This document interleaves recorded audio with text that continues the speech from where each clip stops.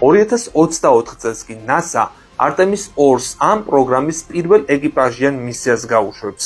ისიც ორბიტალური მისია იქნება, დაახლოებით Apollo 8-ის მსგავსი, რომელმაც მთვარეს წრე დაარტყა და დედამიწაზე დაბრუნდა. ასტრონავტები მთვარის ორბიტაზე ამჯერად უფრო მეტ დროს გაატარებენ და გატესტავენ თითქმის ყველაფერს.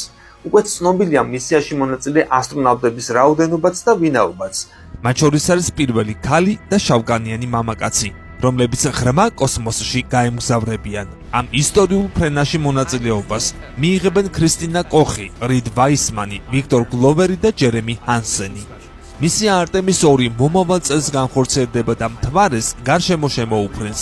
მისიის წამყვანი სპეციალისტი NASA-ს ასტრონავტი კრისტინა კოხი იქნება, რომელსაც უკვე ეკუთვნის ქალებს შორის კოსმოსში ყველაზე ხანგრძლივად ყოფნის რეკორდი.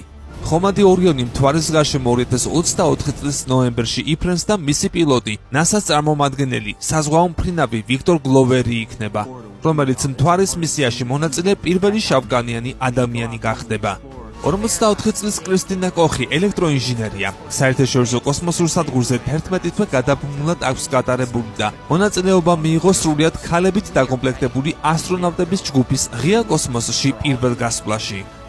ეს 3 ამერიკელი და 1 კანადელი პირველი ასტრონავტები გახდებიან, რომლებიც 1972 წელს აპოლოს ისტორიული მისიების დასრულების შემდეგ ღრმა კოსმოსში გავლენ.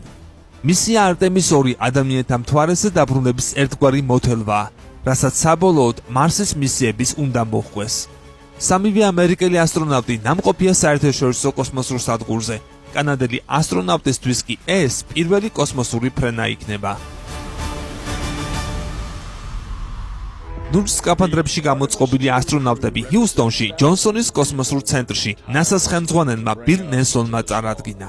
ეკიპაჟი მთვარეს 9000 კილომეტრით გასცდება, მასთან მომდევნო ჩავლის შემდეგ კი დედამიწაზე დაბრუნდება.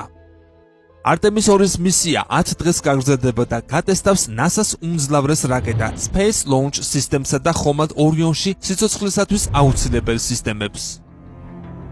2023 წლის 16 მარტს კი NASA-მ მსოფლიო საზოგადოებას მთვარის ასტრონავტებისთვის ახალი სკაფანდრები წარუდგინა. პრეზენტაცია ერთობლივად გამართეს NASA-სა და სკაფანდრების შემქმნელი კომპანიის Axiom Space Incorporated-ის წარმომადგენლებმა.